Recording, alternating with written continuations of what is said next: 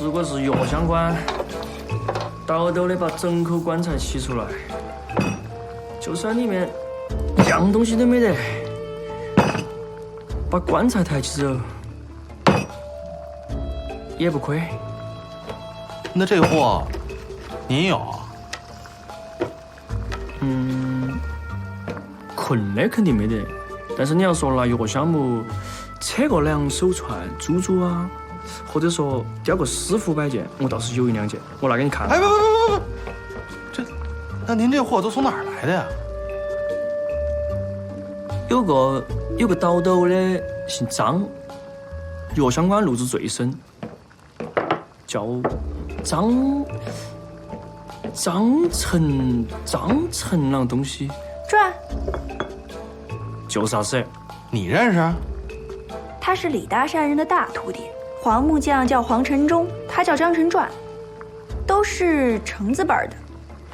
辈分谱是按照龙凤呈祥松柏长青依次排下来的。不过看这几个徒弟的出息，怕是连祥字都传不下去了。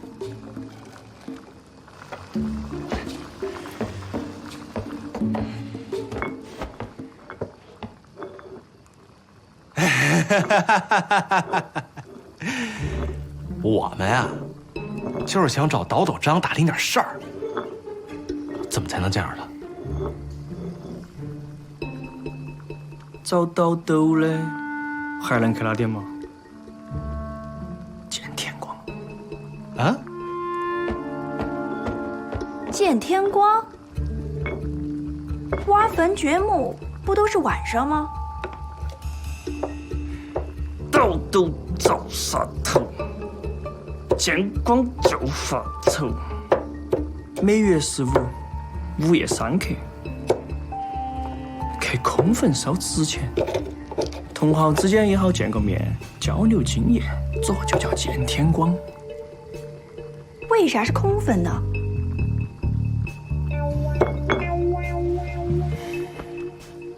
倒斗的都会给自家立种，一为壮胆，不怕土下石；二一个一天到黑刨别个家的坟，搞不好哪天自家就入土，这叫未雨绸缪。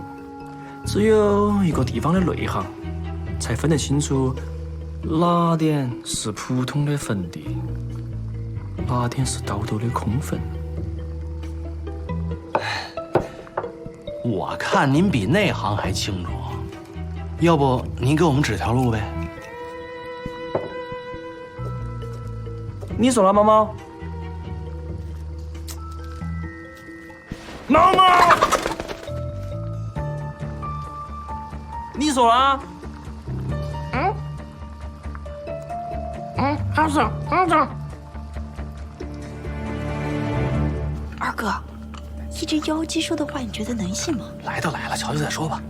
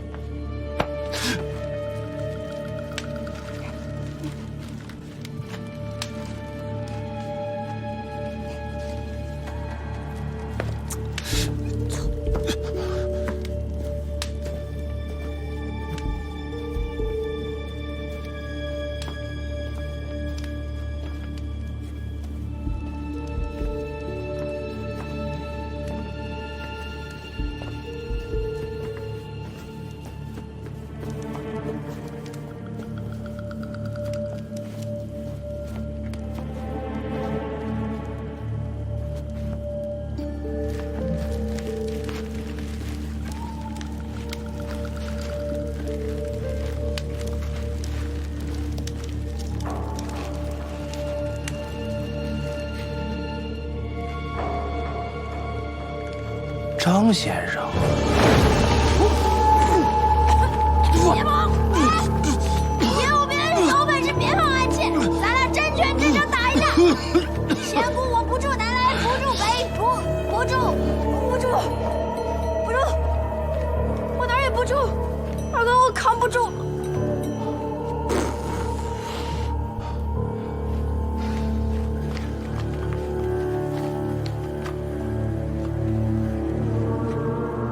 张成传，还真是自个儿给自个儿上坟呢。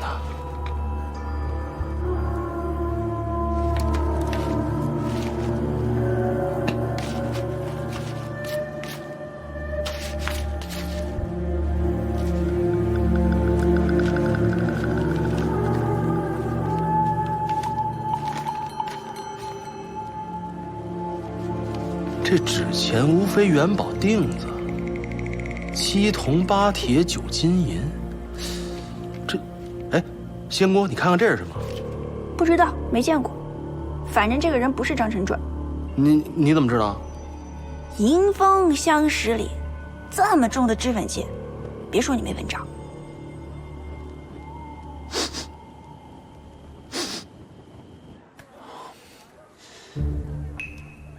哎，雨色，哎，这胡子是不是特别假？哎，没有，少爷，就您这身打扮，在大街上要是撞见我，咱绝对是擦肩而过呀。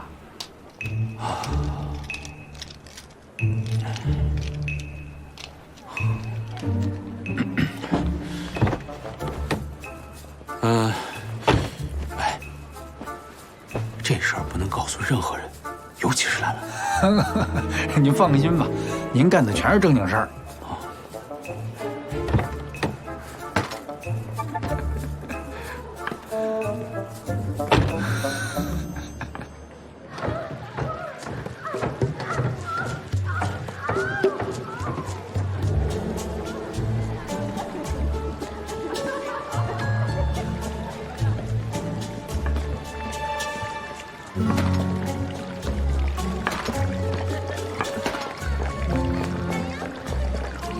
呀，这位爷，瞧着眼生呢，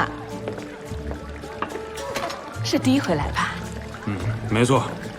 您是有奔着的姑娘来的，还是想要姐姐我给你介绍一个呀？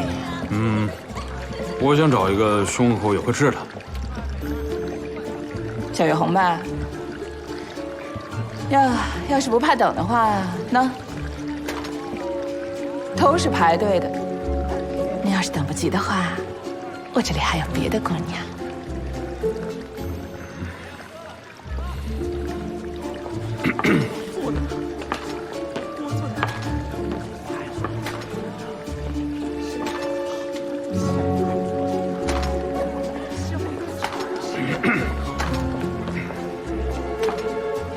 我说，你也来跟小月红？女的？不要斗气闹了，仙姑。你是不是觉得小和尚身边3次有的妇产器都是女的？说正事儿。是正事嘛。下都是阴行，女生阳气弱，经不起。就算你们看到的确实是个女的，也绝对不是这一行的。那女的在坟前烧这个，知不知道是什么玩意儿？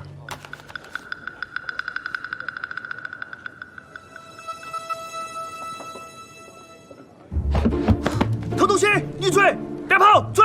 快追！追！这是好东西啊，花钞票。花钞票？长翠楼的花钞票啊！天，哪里有女贼？我怎么没有看到？哎，难不成在坟头袭击我们的？果然是女飞贼啊！萧阳，我错怪你了，你赶紧去那边勘察一下。跑不了。接着说。窑子里面的窑姐，如果遇到自家心动的客人，就会送这种花钞票。下次在客的时候啦，就不用排队哦，也不要茶水钱。但是关键不在这几个钱。我确实看到了一个黑影，一溜烟让他给跑了。你们有没有看到？那边，那边。开什么玩笑，你们俩！想不到这个女飞贼如此狡猾，居然还有同伙。跟们玩四面楚歌？错，是草木皆兵。想必仙姑最擅长的应该就是破阵，快去杀那个措手不及！天加不了。小心啊，小雅！关键是什么？这边走。关键在于这个花茶票只能是姑娘自家送出去的，妓院和老鸨都做不到主。啷意思？手里面有花茶票的，就算不是头牌，也是公子哥些争到抢的大红人。光窑子有钱没球用，荷包头揣起花茶票才是真的谈得起。小伙生，我觉得你这回真的是搞到莽氏捡到便宜了。捡到什么便宜啦？真没想到，那个女飞贼居然是案情的关键。能不能替师傅报仇，就看能不能抓到她了。唉，可惜我不会飞檐走壁，所以只能有劳仙姑了。我先走一步，看看还有什么其他线索。啊，对了，仙姑查案辛苦，夜宵就交给你了。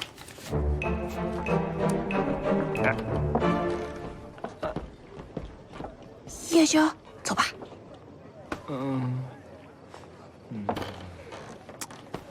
哪个红包可不可以啊？大肘子吧。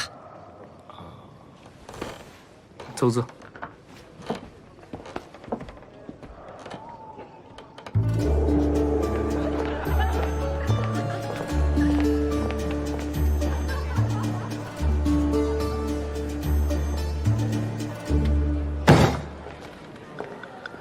来啦，这位爷。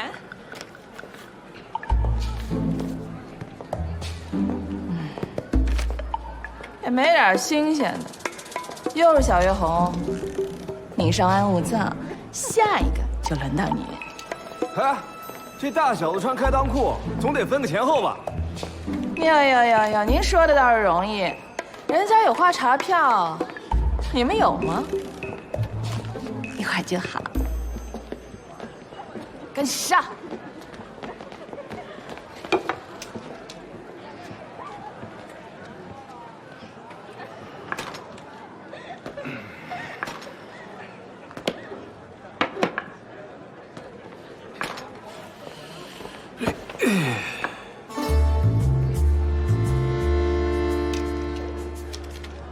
你怎么在这儿？查案，查案啊！查案传成这样，我是师傅刚没了，丧期还没过，而且我是婚事落定的人，你呢？我这又是商会会长，又是秘书长，很正常。遥想当初我们第一回来，寻欢作乐，胡吃海塞，好不快活。我跟你说，第一次寻欢作乐、胡吃海塞的只有你，我就睡了一觉，还是我掏的钱。小爷我就不喜欢欠别人的。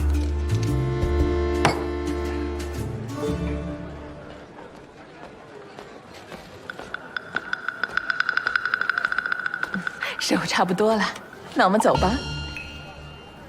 这我们两个一起。哟，原来好这口。行啊，走吧。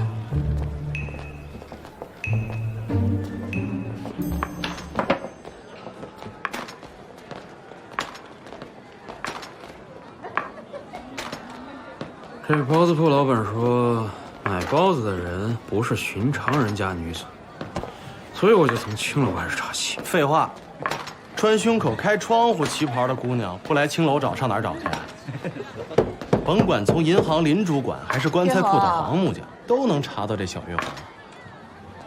所以呢，月红啊，保不齐呀，黄木匠这案子和你的银行大劫案两案并一案。玉红，快点开门啊！别闹什么脾气啊！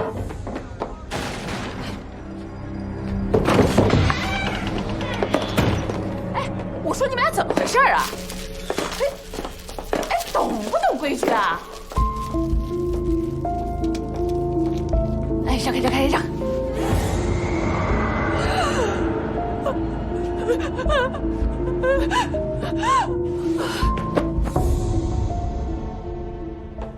我老啊！干嘛呢？干嘛呢？嚷什么嚷嚷？大老娘们儿来什么？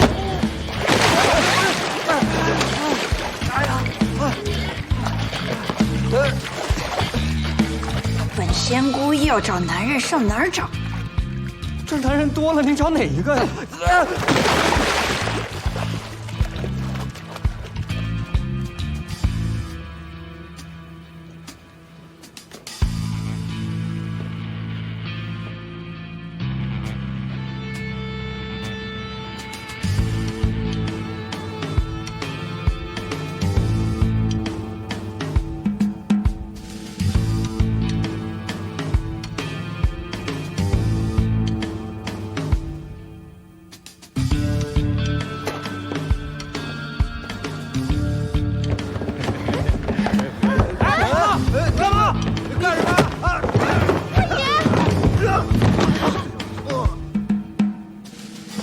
女侠请。女侠。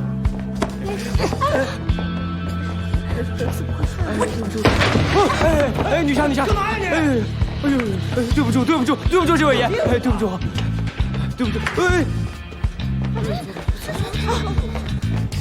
女侠，对不住，对不住，对不住，对不住，哎呀，女侠，干嘛呀？干嘛呢？哎呀，对不住，对不住，对不住，对不住啊，对不住。女侠，你干嘛呢你？别过来啊！你，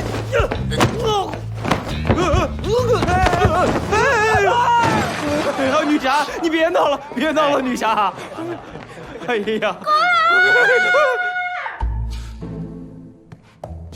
他怎么来了？没事，别慌，别慌，没事啊。哎，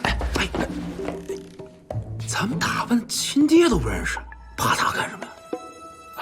不怕，不怕啊，不怕啊，不怕。女侠，女侠，女侠，女侠，女侠，女侠，女侠，你别。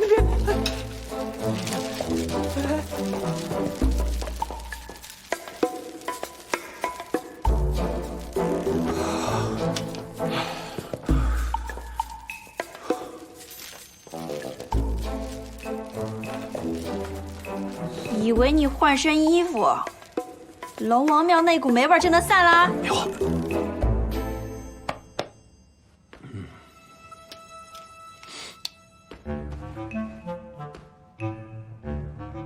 打发我去抓女贼，你就跑来会女贼啊？姓罗，我真没想到你是这样子的人。我都说了我不来，你偏要我来。你们有钱人真的不是东西。小影，你听我说，这件事情跟你看到的真的完全不一样。兄弟真的是刚才他是丁老他蛇手一窝。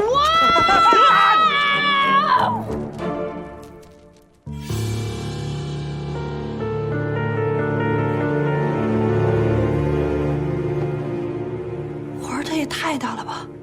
怎么还玩出了人命了呢，二哥？有点复杂。哎呀，行了，你别误会了，我们是来查案的。对，查案的。小二，过来。那个是不是小玉红？是。嗯。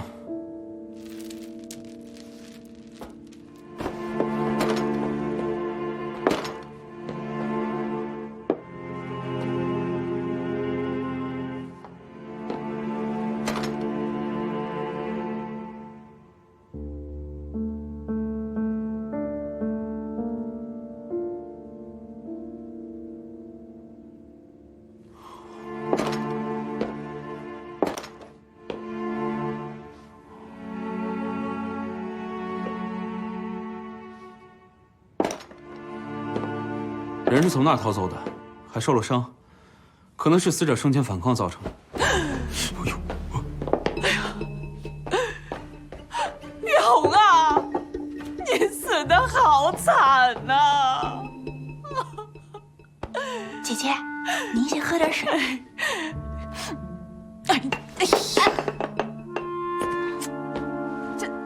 作孽哟！这是祖师爷降罪哟！为什么说是祖师爷降罪？这里头有什么讲究吗？这茶壶里面装的是阴阳和合散，我刚才闻了闻，少说也得有10包8包的，就这个量，谁喝下去身体受得了呀？我可怜的女儿，这种死法在我们行里叫逍遥游。什么阴什么散？就是春药。或者是别的一种饮料。哎呀，这是坏了规矩呀，这是报应呀！他坏了什么规矩？祖师爷要降罪呢？这小月红啊，外面有一个长姘头，为了这男人课都不愿意接了，还拿钞票倒贴，还整天做白日梦，等那个男人给他赎身。你说我抱怨他2句吧，他又老拿些值钱货来堵我的嘴。你也知道，做咱们这行的，做人不能跟钱过不去，是不是？得，我就当他被别人承包了吧。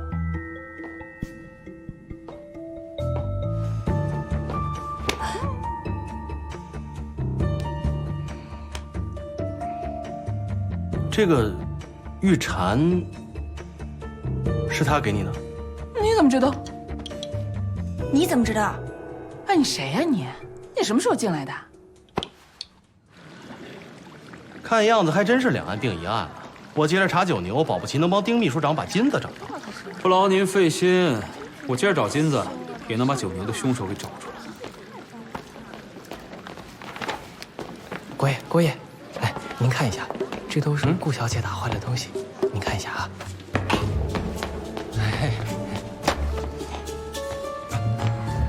这点东西也不值几个钱儿，但你说，我要是真不让您赔了，就凭您这样的身份地位，这脸上也挂不住，不是？多少？意思点。你看我这受伤的兄弟们，医药费也不用您付了，他们活该，谁让他们狗眼不识猪？你说谁是猪呢？一个破花瓶，都够我下半年的馆子了。你说谁是猪呢？大姐，小姐，这个账啊，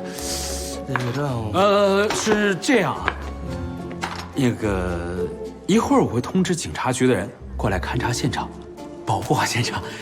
至于这个账啊，我一会儿找人送过来。看看，这有身份有地位的人气度就是不一样。哎呦，大丈夫不拘小节，是不是？不像有些人，有了花茶票还要2个人一起用，口味可真够重的。花什么票？花哟，这就走了？秘书长，走好啊，下次早点来。看什么呢？该干嘛干嘛去。会不会有什么记错的，或者是忘了说？真的没有了。那我再问你一遍啊，宋乃公几点给你送的奶4点40分，结金几点5点半。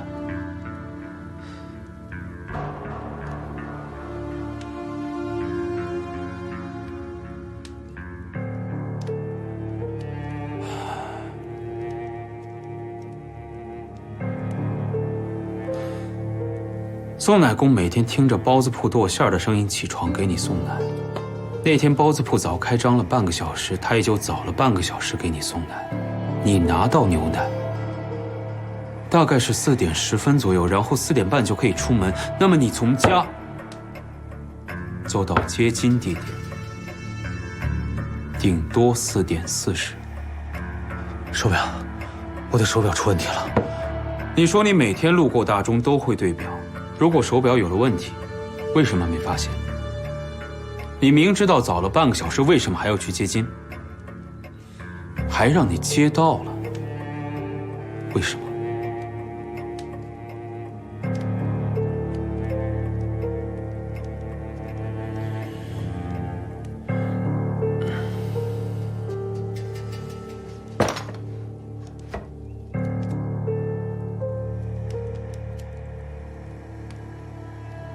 你实话实说，我或许还能帮你。你好好想一想，你还有一家老小要照顾呢。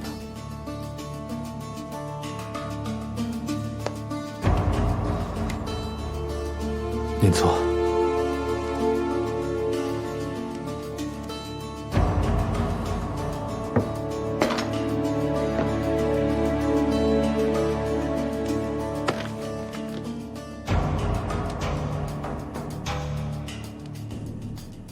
那天早上，我确实感觉比平时好像早了一点。走到大树，正准备对表。这天津卫的马路可真够窄的呀！让我在这儿和您碰着了。钱呢？什么钱？玩了姑娘撒腿就跑，一个大老爷们儿兜里还没有点花酒钱，赶紧的把钱给我拿来！哎，你别给我装糊涂啊，姓林的！就你这模样，我能记错了？那样子我就算记差了，可你的身子我记得真真的。你屁股上是不是有块胎记？我屁股上没有胎记。赶紧把裤子脱了给我验一验。怎么还脱我裤子呢？把裤子脱了我看一眼。有病啊！还钱！看什么看？散了吧！有病！所以，我那天没有对表。时间的细节都是次要的，你负责勘验金条入库，不可能没有发现里面装的不是金条，而是干冰。但你还是开了存单，交给了那个假冒的军官。所以，如果你真的开箱验过金条，那只能说明你也是同伙之一。不是的，我那天很快就反应过来了，有人在我身上做了手脚。你是指时间吗？不光是时间，还有肚子。肚子？我那天在街上走，肚子一直不舒服。我害怕耽误接亲，所以我没敢上厕所。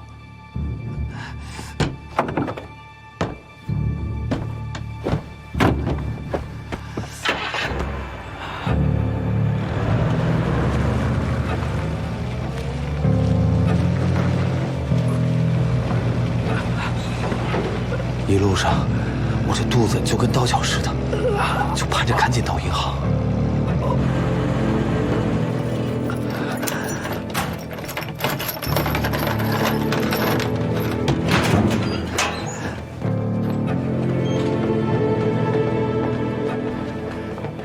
君，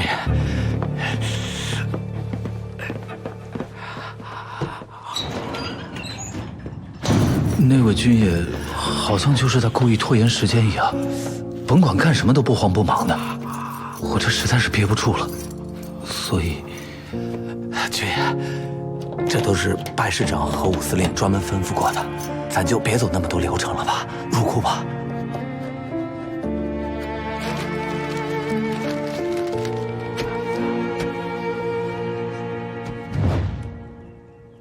你那天吃了什么特别的东西吗？为什么会拉肚子？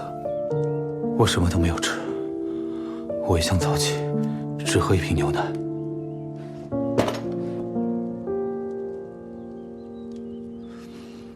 丁秘书长，我知道，金库失窃属于重大失职，那可是一箱金子，我就算赔上我全家老小也赔不起。我撒谎是我的错。丁秘书长，我求你了，我混到现在不容易，您高抬贵手，您帮着我，你别把这事说出去行吗？如果真的有人利用你，偷走了金条，那我一定会抓住他。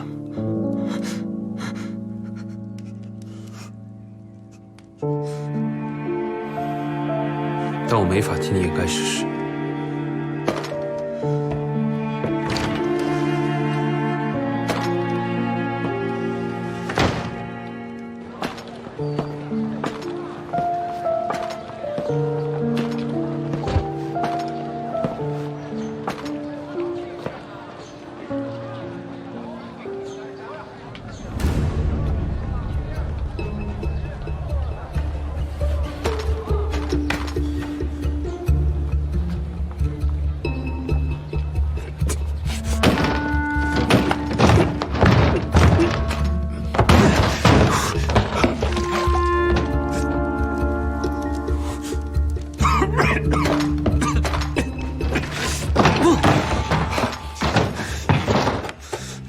你别过来！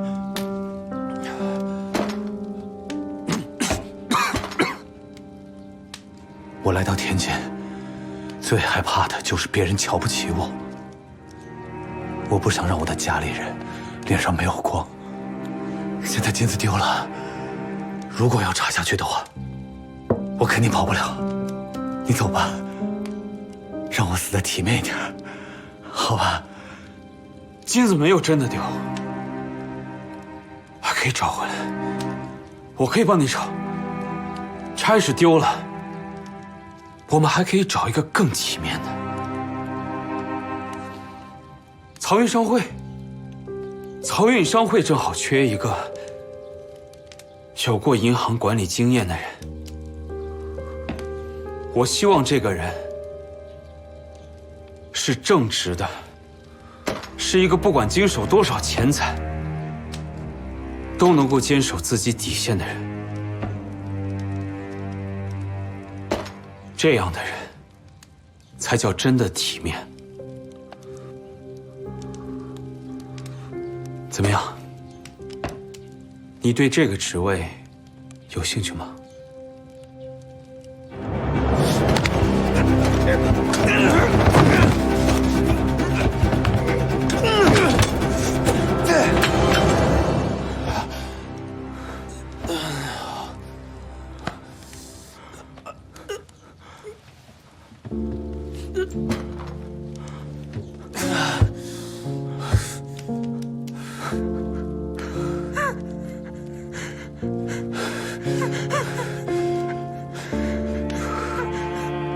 我说的那些话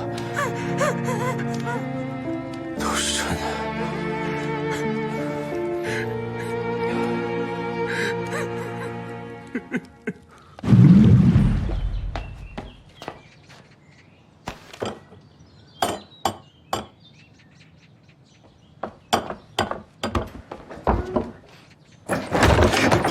麻辣味儿的，糖翠楼的姑娘爱吃。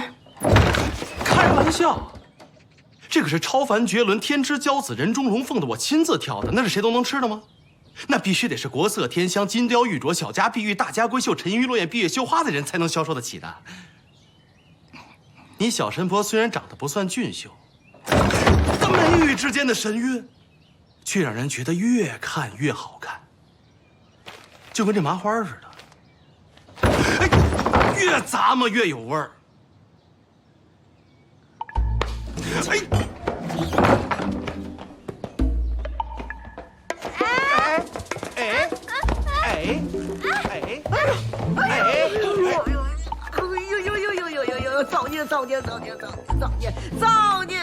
早年！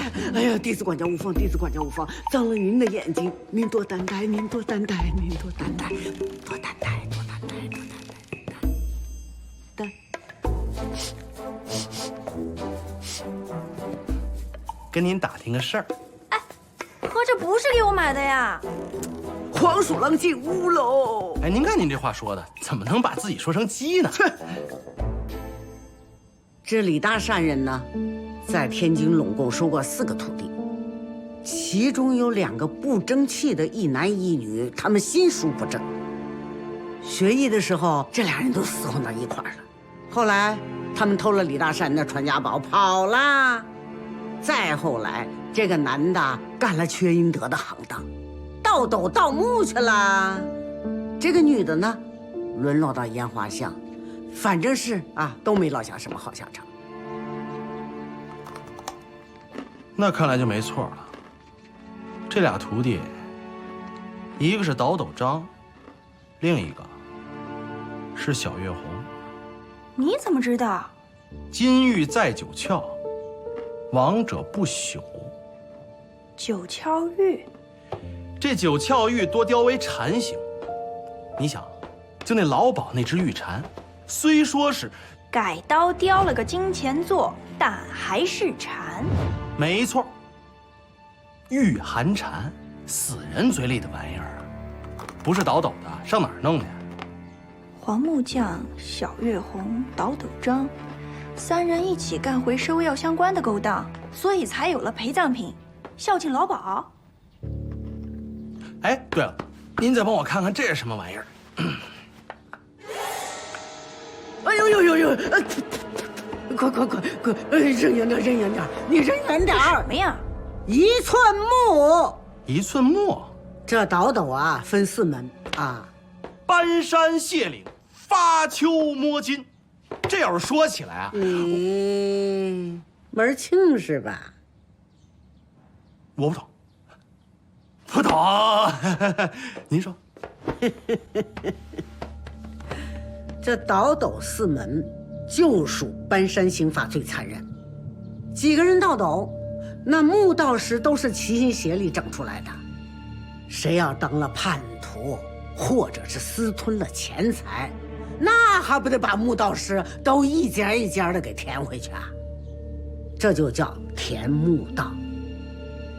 填回去，怎么个填法呀？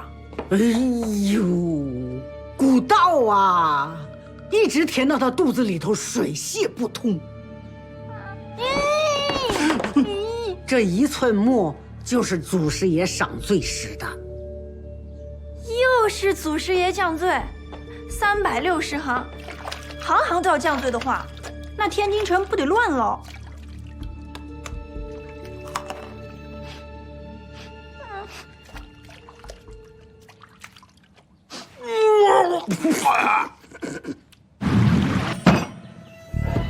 画虎画皮难画骨，知人知面不知心。话说倒斗张和小月红是耗子见不得光的暗夫妻，俩人伙同黄木匠干那丧尽天良的2手棺材买卖。孰料分赃不均，顿起杀心，血溅棺材布，黄木匠命丧自封棺。人为财死，鸟为食亡，夫妻反目，兄弟相残。倒斗张杀了黄木匠不算，还要灭小月红的口。小月红临死之前奋起反抗，倒斗张负伤逃遁，兹留下窗口，血迹斑斑。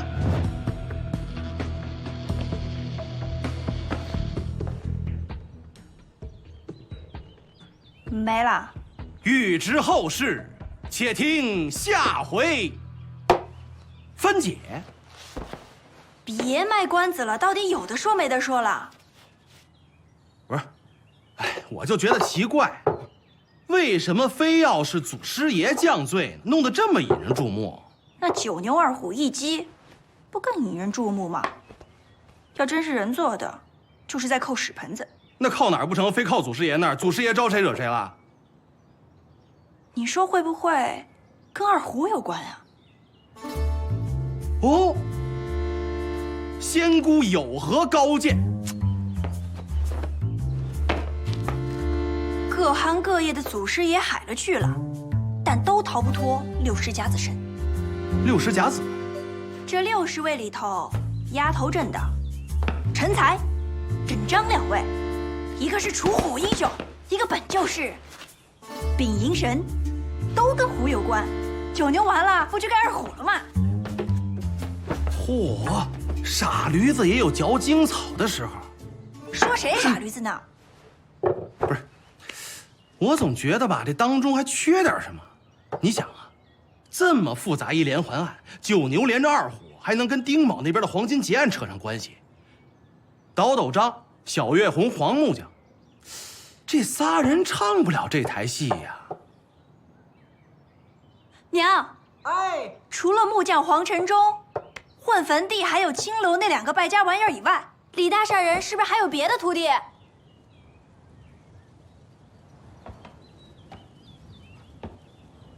这木匠倒是有个师弟，叫个什么刘成茂，啊，这个人呐，你可不知道有多聪明，有多机灵，他就是不用功，老是跑下山唱个小曲儿啊，听个小歌呀，从李大善人那儿学了个蒙古面的手艺，这才进了皮影班，唱皮影戏去了。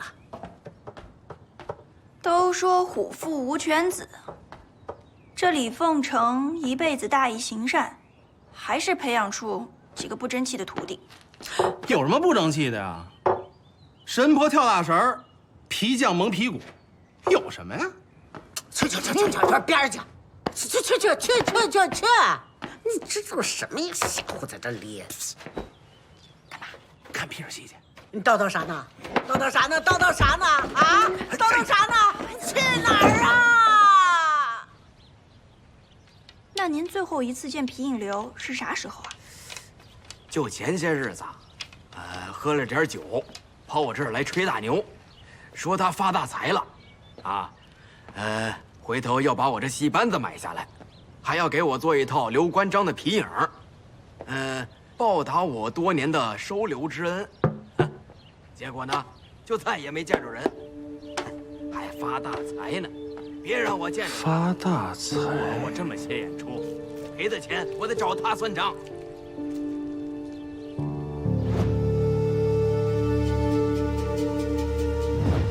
那是鹿筋线，凉皮子使的，有什么讲究？刨鹿或者憨的筋，刮净晾干，再用木锤砸得绵软，搓成的线。说来简单啊，可火烤则硬，遇水发黏，一般人可来不了这手艺，那得是老皮匠。老板，新来的皮子瞅一眼。好，来了。上回那书怕是给你讲岔了。杀小月红的，没准是皮影流。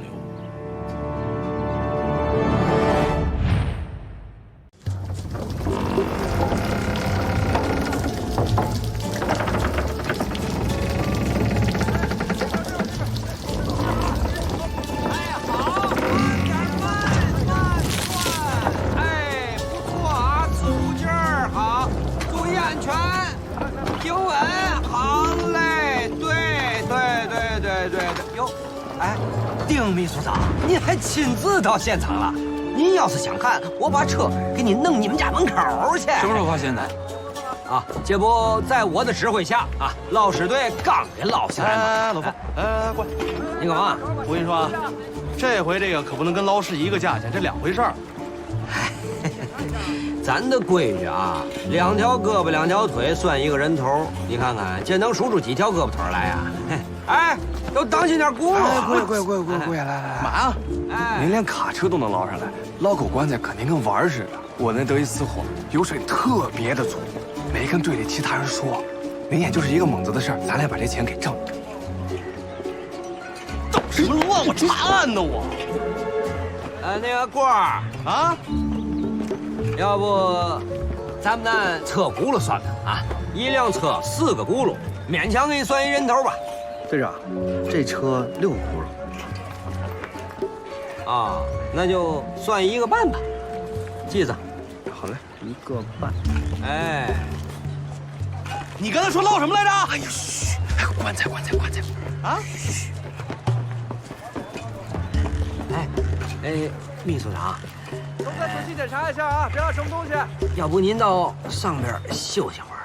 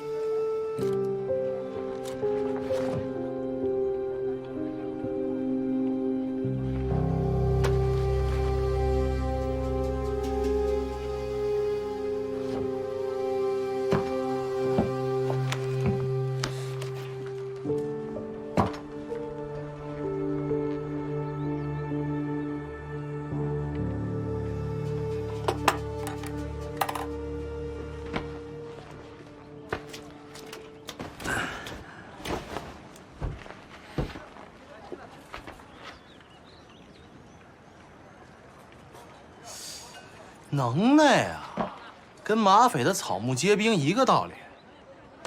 运金车是太子，这个车就是狸猫。这车里藏个人来操控皮影，从外面看影子就像是坐了一车的押运士兵。林主管就是这么被骗的。半天云里拍巴掌都是高手啊！我可得好好数数，这儿一共几条胳膊几条腿儿？1、2、3、4、5、6、7、8、9、10。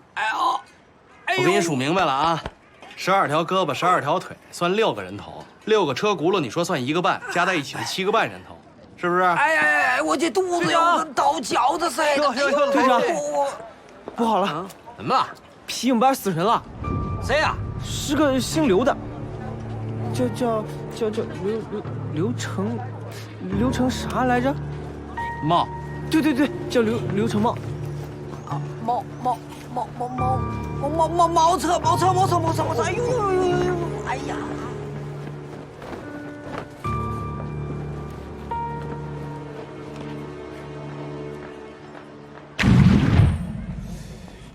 颈动脉被利器划伤，失血过多致死。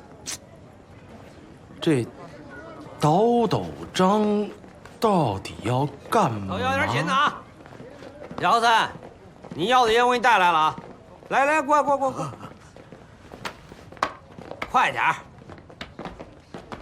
来进来。哎呀，有嘛好怕的？好好配合啊！您别紧张，来坐。来，坐。找您来啊，就想问您一个问题。他这死法，算不算祖师爷降罪？啊，小和珅怎么知道？我当然知道啊，他丁大秘书长不知道，可不就麻烦您给咱丁秘书长好好的解释解释。解释啊！说吧。干我们这行有个讲究，皮影做好之后要用活物来定魂。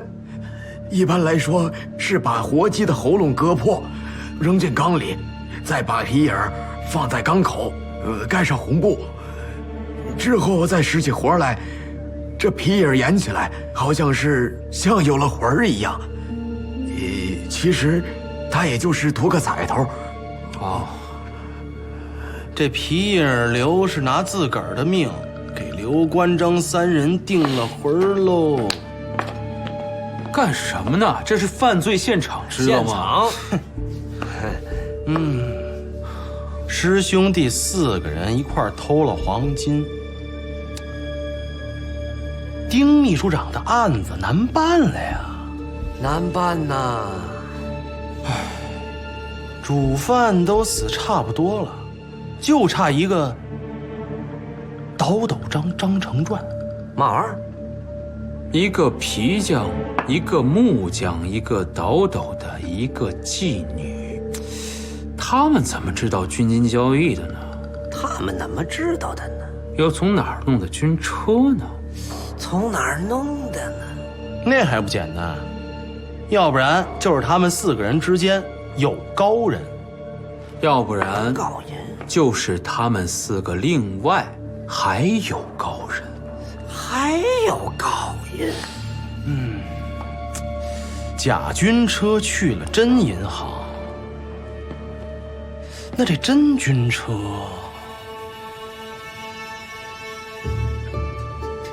难道这哥几个连银行都造假？我的妈呀！不可能是假的。按照那个银行主管所说，进维多利亚道以后，2个街口，右转，就是银行后门。前面再过2个路口，右转就到了。事后我怕有猫腻，又专门带人走了一次，2个路口右转，确实就是银行后门。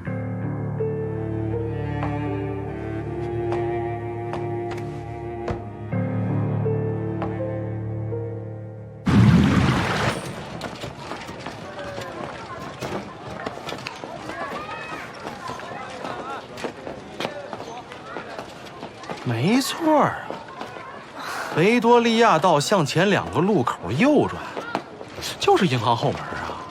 没错，就别再走了，溜了大半天了。再绕一圈，肯定有什么没瞧见的。我不要绕了，你自己绕吧，我累死了。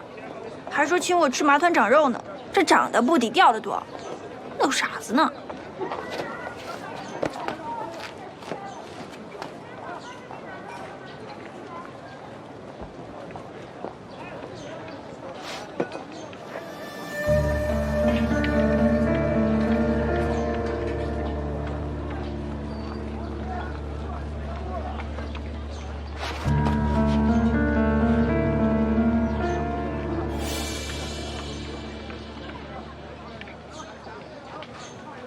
我不是遛傻子，我是遛傻媳妇儿呢。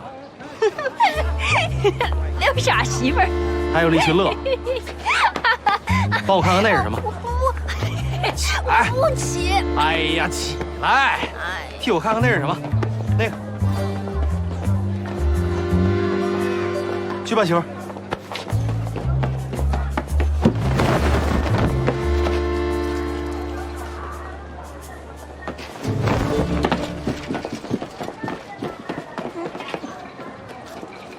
又是陆军线。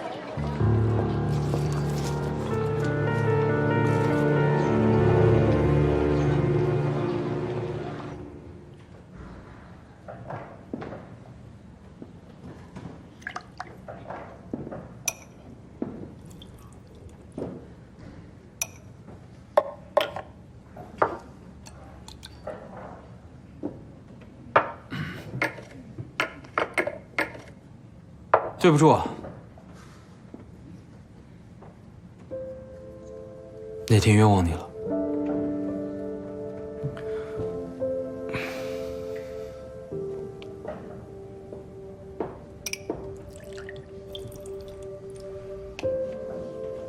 不做事儿，就不会做错事。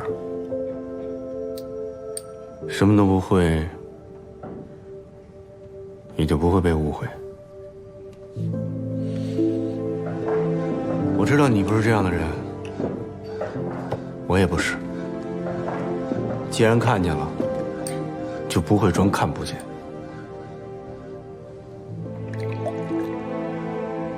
喏，变色了。这是巴的油酸跟碱性长液混合以后，产生了剧烈刺激，造成腹泻。所以这瓶奶啊，里面掺了巴豆水。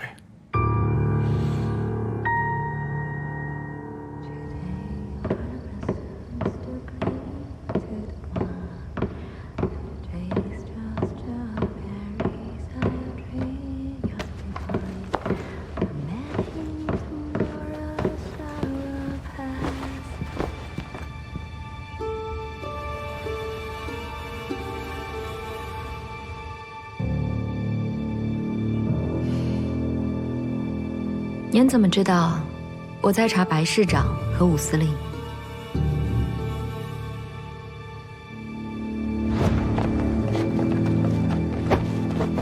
儿子，儿啊，儿啊，你怎么了啊？儿子，我的儿。为了给子仁报仇，我几乎倾尽家财来调查白继文和吴作南的把柄。如果萧小姐感兴趣，我可以帮你，也可以说互相帮助。那您为什么会找我？因为《金兰时报》是天津最干净的报纸。只要确认真相，有利于民众，一定会揭露。好。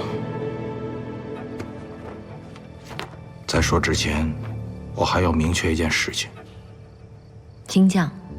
白继文和武作南固然该死，但我不光查了他们俩。那天在场的还有一个人，他也可能是杀害子仁的凶手。谁？丁秘书长。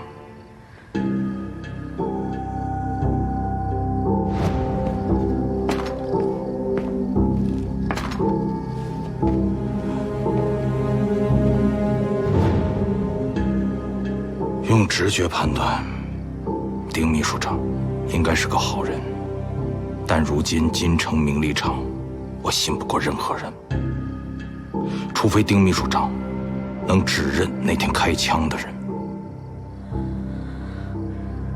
那您为什么不直接去问丁卯？白继文和吴作南一定察觉到我在查他们，他们很快会对我下手。我只是想，在我消失之前，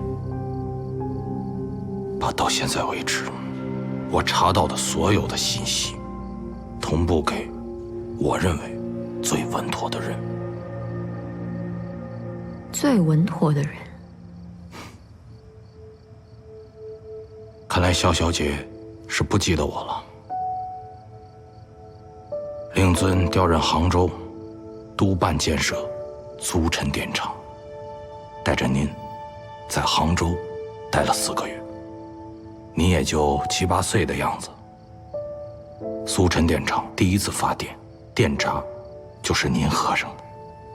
我当时也是秘书处的随行人员，那段时间受过不少令尊的照顾。对不起啊，我记不太清了。没有萧秘书长的提携，我走不到今天。萧秘书长是我认识的最正直的人，萧秘书长的女儿也一定信得过。我相信萧小姐一定能做出最公允、最客观的判断。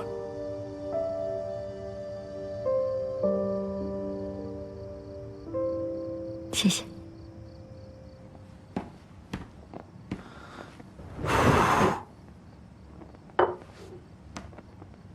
少爷，这都2钟头了，萧小姐不是有什么事儿耽误了吧？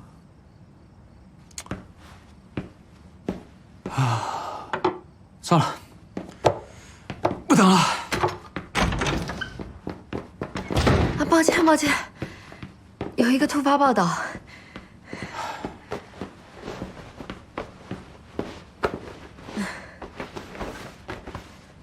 谢谢。现在京城这么乱，以后不管有什么事，先说一声，别一点消息都没有。嗯。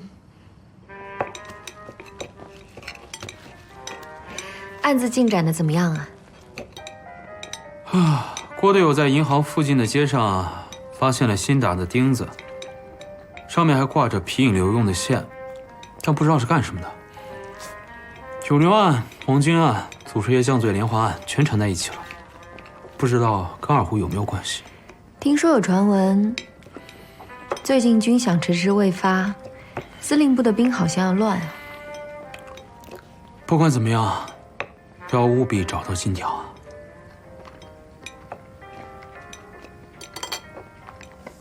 你有没有想过，如果找到金条之后，交给谁？交给谁？武作南和白继文2个人面和心不和，积怨很深，而且手里分别有对方的把柄。如果你先帮一个人渡过难关，就会得罪另外一个人。把柄？你怎么知道这些事儿啊？我也是听记者同事说的，兴许是传言吧，我会进一步求证的。反正你要记得，当你找到金条的那一天，就是被推上风口浪尖的那一天。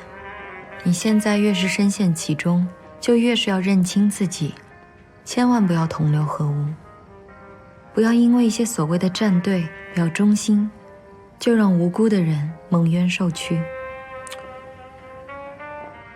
我怎么感觉你话里有话呀？提醒罢了，吃饭。好。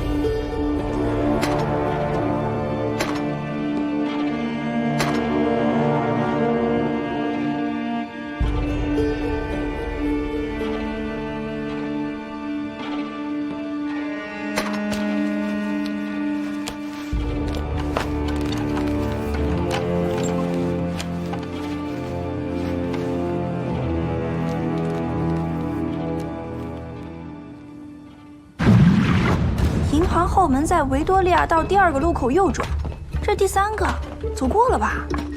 就是来看看军车为什么没发现自己走过了。你确定我们在路口看到的钉子和路金线是用来挂墙挡路的？不然怎么让送金的军官错过维多利亚道第2个路口，而在第3个路口右转，拐到这里来？把你洋玩意儿再借我试试。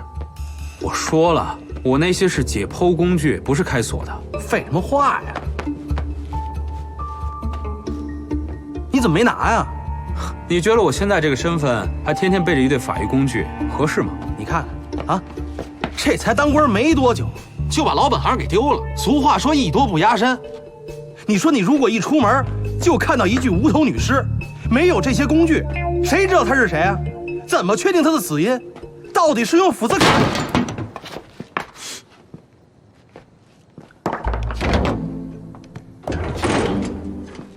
这点脑子都没有，怎么能闯荡江湖呢？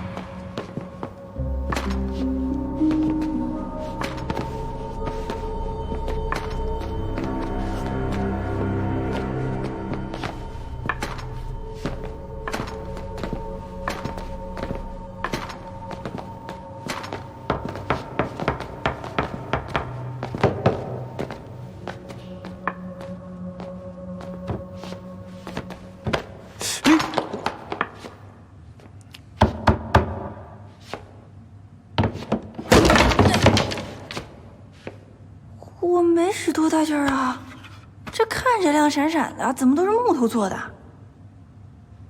这黄木匠手艺还真不赖。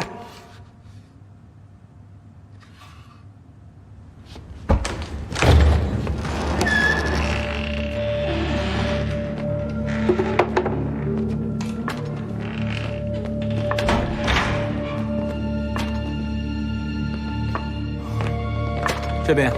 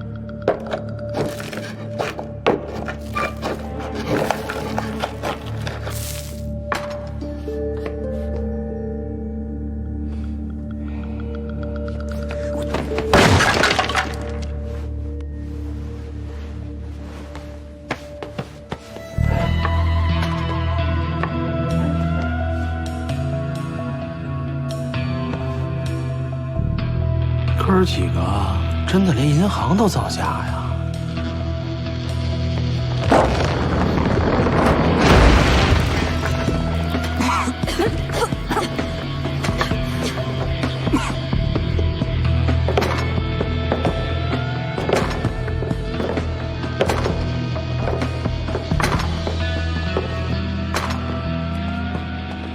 这什么呀？拉开看看。看起来像是画报。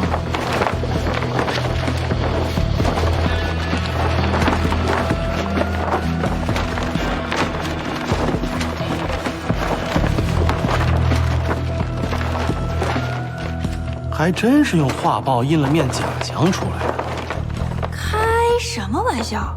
这都怎么琢磨出来的？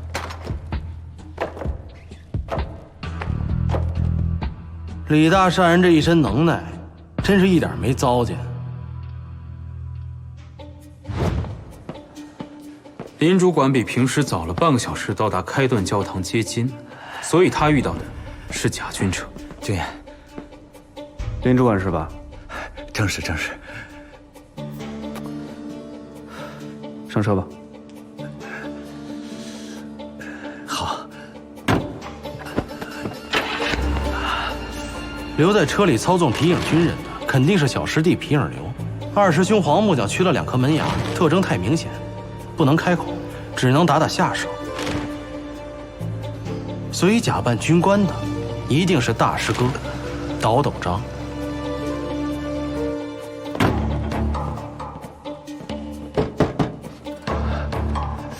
林主管早上喝的牛奶被掺了巴豆水，腹痛难忍，所以在没有开箱验金的情况下，让倒斗章拿到了自己亲笔开具的存单。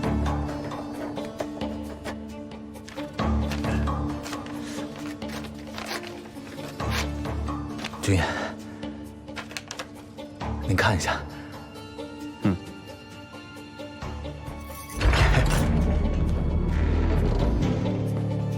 武作南和白继文的这笔军金交易，就算是完成了，但存进银行的其实是一箱干冰。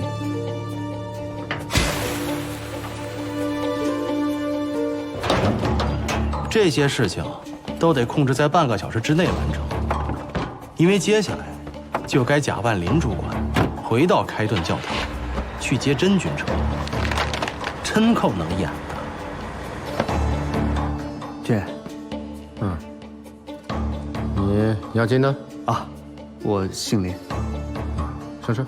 哎。倒斗章准时接到真军车，剩下的人必须在车开到维多利亚道第2个路口之前，把事先准备好的假墙拉起。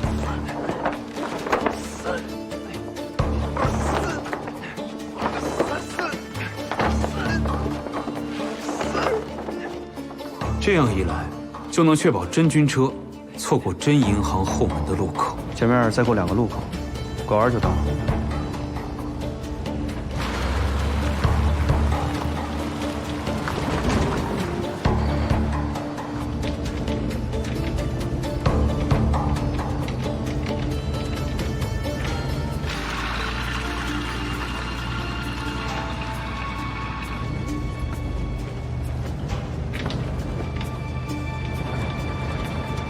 就这儿，前面右拐。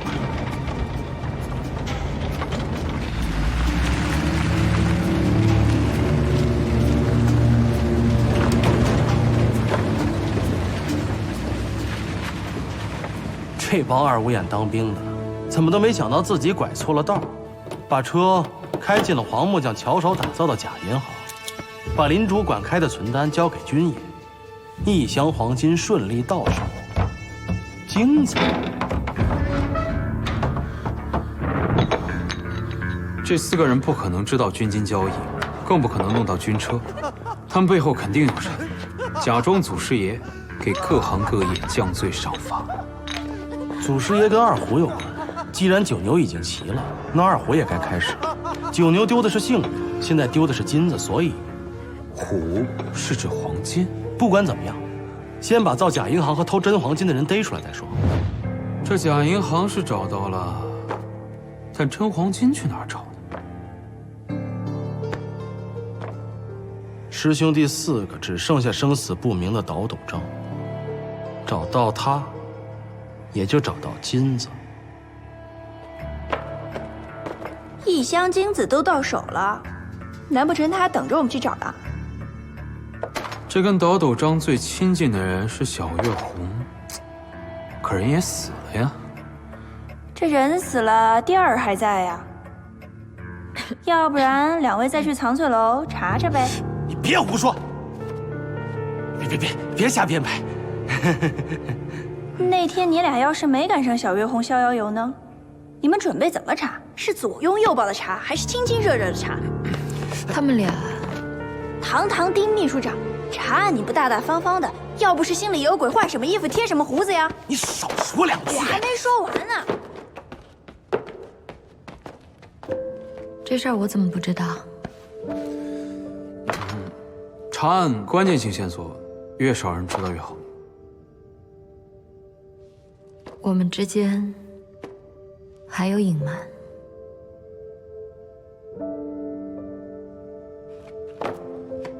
那你怎么知道白继文和武作南不和呀？你为什么不告诉我？这算不算隐瞒？什么大麻花、小包子，以后都不好使。以后谁要再理谁，谁就是王八。来了，我们走。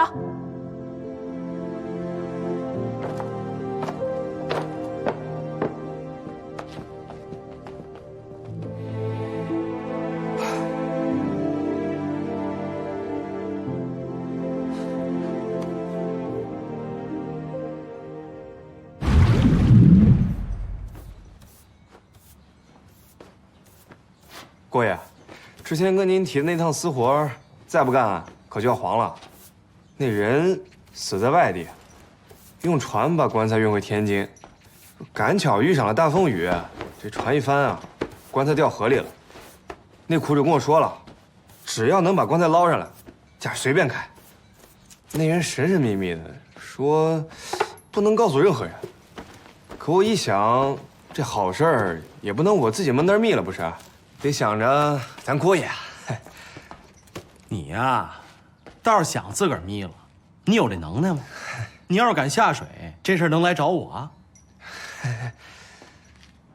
现如今天津城大旱，海河都干了，哪儿来的大风雨？这事儿，要么就是别人在骗你，要么就是你在骗我。我可不敢跟郭爷玩虚的，句句属实。而且那苦主还说了，他能用金子来付工钱。那人长什么样？嘴里短2颗门牙，说话漏风。那黄瓜酱短2颗门牙，好像是做活的时候给崩的，这我们都知道呀。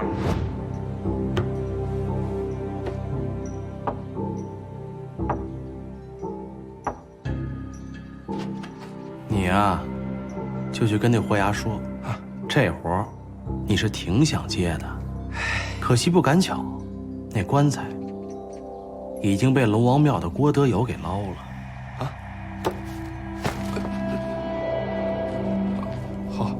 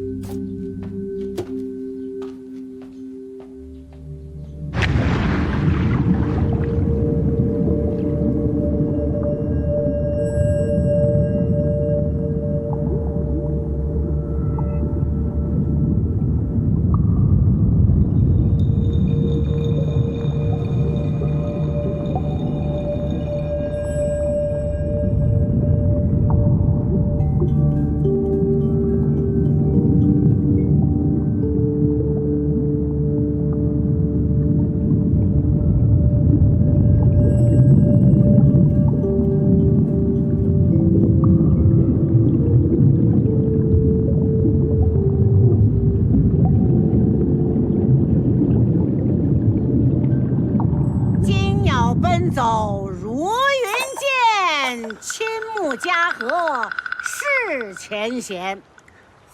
岁子行孙承长贡，莫如祖先父母言。你看看你像不像那没有蛋的老母鸡在那假抱窝？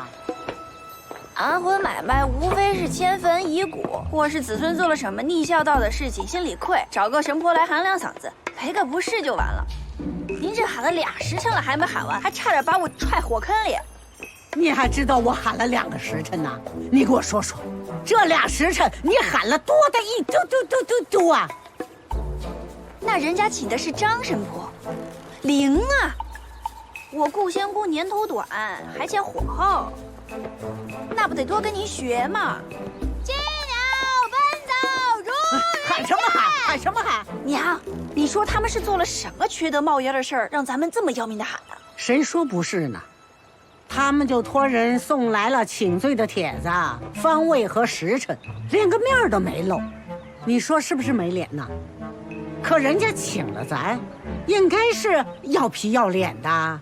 就冲着这个，咱们得把时辰给念够啊！这么劳神的活儿您都接了，没少收吧？这，别惦记。成，那以后我单干活的时候，您也别惦记。哼，不惦记就不惦记，你还以为我想惦记啊？金鸟奔走。哎呀，我这块金子还不老小呢哈！我这块金子还真不老小呢！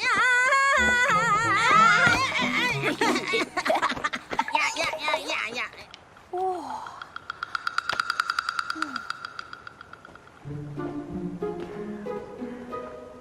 就知道惦记您老娘这点收成。哎，这安魂咒不是得在先人坟头念吗？可不是嘛，我也纳闷儿，天津大旱之前，这里可全是水呀，还这么阔气，用金子付钱。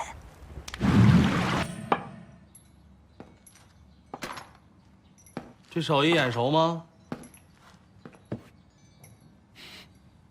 这就是你们之前说的药香棺？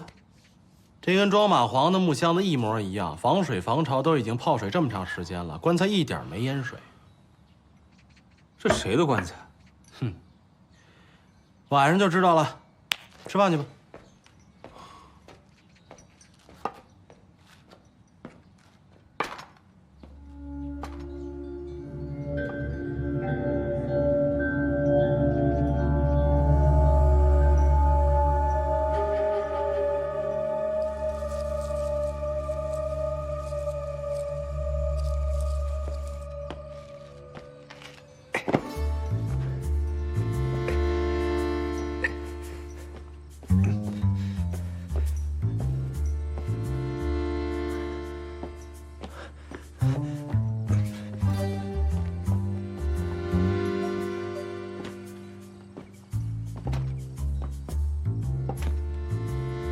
还记得师傅怎么教的吗？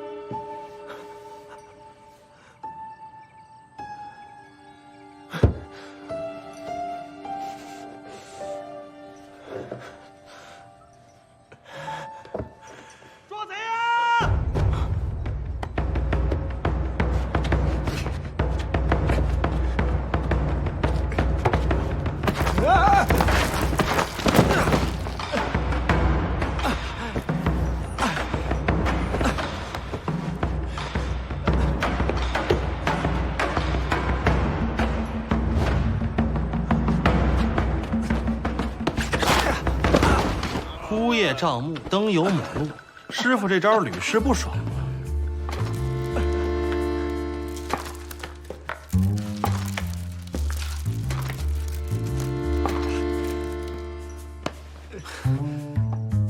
不出声是偷，出声是抢，一看就不是道上，外行。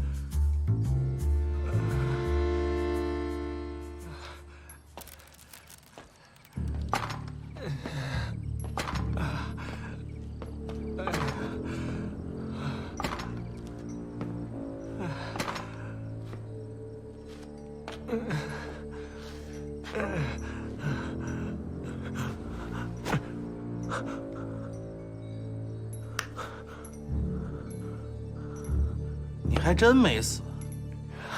他谁呀？棺材铺的木匠黄承忠。那棺材里装的是谁？倒斗章。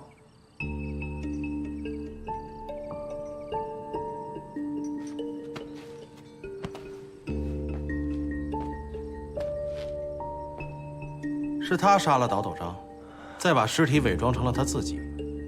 你怎么知道是他杀的？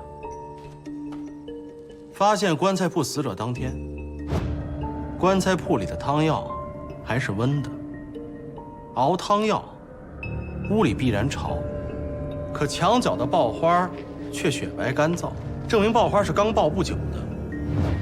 木匠这行业都是一人一爆，只有使惯的刨子才能爆出厚薄均匀的爆花。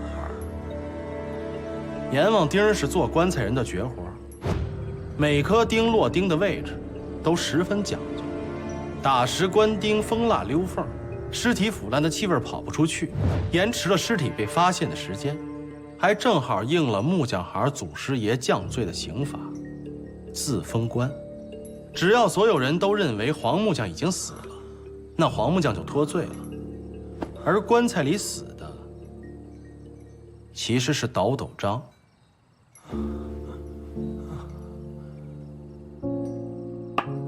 你为什么杀他呀？